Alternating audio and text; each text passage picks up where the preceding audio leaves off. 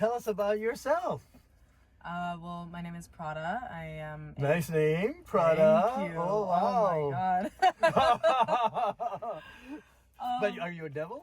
Oh, I have never heard that before, right? You haven't? Oh yeah. How many million times have you heard that? I love it. It's one of my favorite movies, so it's like. But how many times have you heard that? Is there any way to count that? Like, there's no way. I found out about the movie at such a young age because people were like, "Oh, are you what the devil wears?" I had no idea what that meant at age 4. Oh, at age 4? People love that joke. No, it's great. I love it. It's a classic. Yeah, it's a classic. You know? And it's kind of like, sort of like what you do, right? Like you're like, Yes. it's about fashion and... Exactly. I started out working in fashion, and now I do costume design for film mainly. Oh, wow. Yes. So tell us how that journey went. Yeah, so I started working on my fashion line at age 12. Wow. Yeah. Wow. And I would basically beg a bunch of boutiques in Toronto, like trendy boutique stores. I was like, can you please just give me a shot? Just like sell some of my items here, sell some of my items here. I was applying to fashion shows on fashion shows. I obviously didn't have many friends growing up when I was in elementary school, so I had a lot of time to fill it with something that I really enjoyed and loved. So that's kind of how it started, and a lot of people started taking notice. And then I started doing a lot of experimental fashion. So when you say experimental fashion, what is that experimental fashion? I would say it's a lot more like art that you wear on yourself, not really something that you can go out in. Okay. Maybe through, because of the material, like one of my like last creations was this vinyl dress, and it was fully embellished with paper stars. Have you seen those? Yes, it's like yes. So I did that. I did little tiny stars every now and then. You know, I have bipolar disorder, so each star represented, you know, a mood that I had, and like it was color coordinated. Wow. So you create from within you, really, in a way. Absolutely, Yeah. yeah. Wow.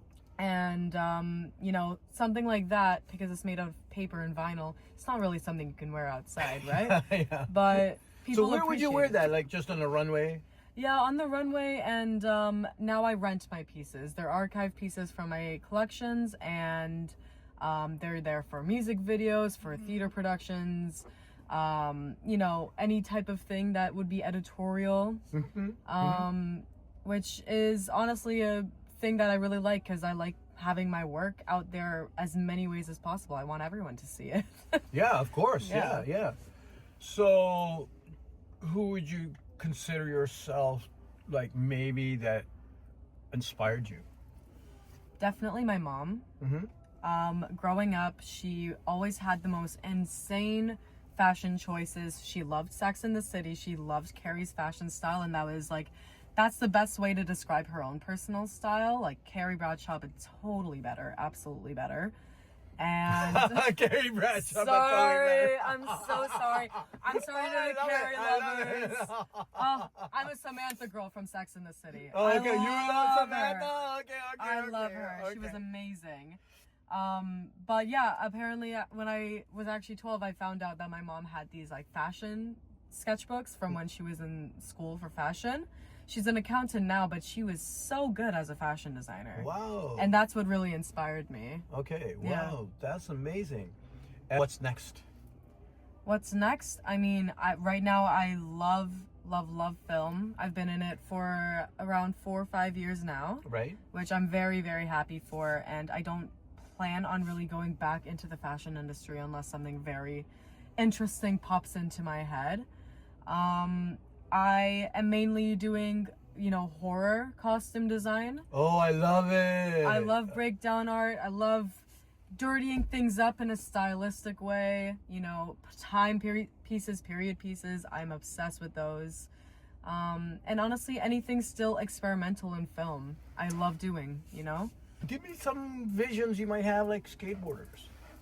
Oh, I mean, you know what? I used to be in the skateboarding scene a lot when I was younger. Oh, yeah. You see, this is why she's here, because, you know, like, you're skateboarders Yes. thing, and this is like this Ineos car is all about surfers, skateboarders, sports, everything. Yes. So yeah, so you were in the skateboarding scene. Absolutely. And you know what? I have to say, there is a lot of like skateboarding clothes that are very bright and colorful. And you know what? I love that. But I would love to see a more, almost like an Opium, Rick Owens kind of themed version of skateboarding looks. Like graffiti is a very main part in skateboarding culture. A lot of huge graphics, very interesting, visual artists. A lot of us tend to also be into skateboarding, and we do love our vibrance and everything like that. I feel like it would be a really cool contrast to have something almost black and white, to have more so of your colorful personality and skills show rather than the clothes, while it also complements you. That's what I'm thinking. But you know what? I feel like, again, graphics are huge. Streetwear is really good. I think that focusing on dynamic and making sure that you can move in it while still looking sick as fuck would be a really, really cool concept. Yeah. I love that idea. I love that idea. Just spitballing from you. No, I'm from you, spitballing. right? No, yeah, it's like look, man. For me, life happens like in a magical way. You meet people. Aria brings you over here. She told me about you, and she said, my friend, she's like an amazing designer. Blah blah blah blah. Oh my blah, God. blah, Of course blah. I did. Yeah. No, she. Aria is amazing. Genuinely. Oh, I love her so much. Jack of all trades. I know. You don't even need me to tell mind-blowing. you. I know. You don't need me to tell you. You I know. have her crayon painting still in my fridge. I keep telling her that all the time. She did that like when she was 8 years old. Yeah. That's so cute. Yeah. I love that so much. Can you? So 8 years old, and now here she is. And tell us a little bit more, what you do now too. What I do What- right now, Yeah. I am also focusing on film, which is very exciting. We're on the same production, which makes life so amazing. Yes. And I think the goal is to bring a blog I had when I was a kid, so the kid blogger, called Give the Kids a Voice Back. Oh So- wow. When I was younger and blogs were cool, Yeah. I went to a lot of different events. I work really closely with Youth Day and Tylene and everyone. I'd go, I'd interview all the artists and all the people. I think I got to meet and have a some short interview with Olivia Chow and other people like that. And it was all about finding these young people and these young artists like Prada. How did you guys meet? We met through your mom, Melissa. My mom. Oh, Yeah, okay. and it's funny because Melissa was one of the first supporters I had when I was 12 and starting my line, because she bought my pieces. You were 12 years old. I just love people who have such talent. You both have such amazing talents, and you're so young. You know what it is? It's not talent, it's passion. The actual skill comes later, and the creativity can be learned. You have to love what you do. Yes. I work 18-hour days in film. I never fucking complain. Excuse my language. You can bleep that out. I'm so sorry. It's okay. Sorry, I keep interrupting you guys. I talk No, so much. no, You just go. Because Go. look, the vehicle you're sitting in didn't exist. And the gentleman, his name is Jim Ratcliffe, and he tried to license something from Range Rover. They said no. So he went, exactly, you can, if I say it, it'll be bleeped. So he said that to Range Rover, and he said, let me get some designers, bring them in. This is my vision for a new car, and create it. So they designed this, and he bought a factory in Germany, which is the Mercedes factory in France, smart factory, and they assembled this vehicle there because he had a vision. Every color of vehicles that he makes, he actually selects and creates that color for them. Wow. This one we're sitting in is called Magic Mushroom. I mean, that's the kind of person he is. That's just the kind of person he is. You know, Damn right. and passionate about this. It isn't always about the money. It's really just about being able to wake up and feel good about yourself and the work that you do, yeah, you know? It's never about the money. No. If it's about the money, you need to get a different career. Exactly. You need to get a different career, because if you're just looking for the money in this career, you're not going to find it. The money finds you through the passion. Yeah.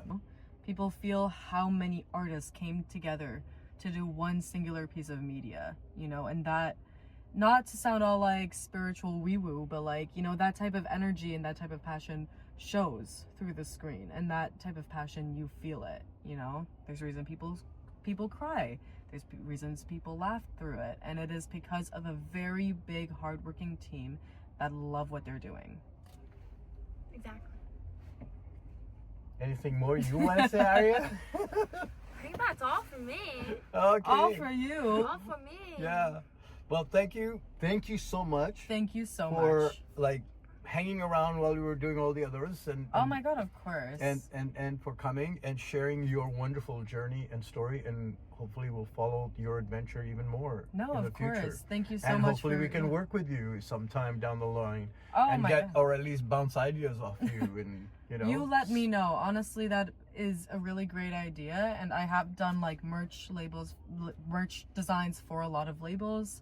That's actually kind of how I started working in the fashion industry besides my own line. So it's something I am also very passionate about. So you let me know, okay? Okay. There you go. See how things happen? Bye, everyone. See how things happen.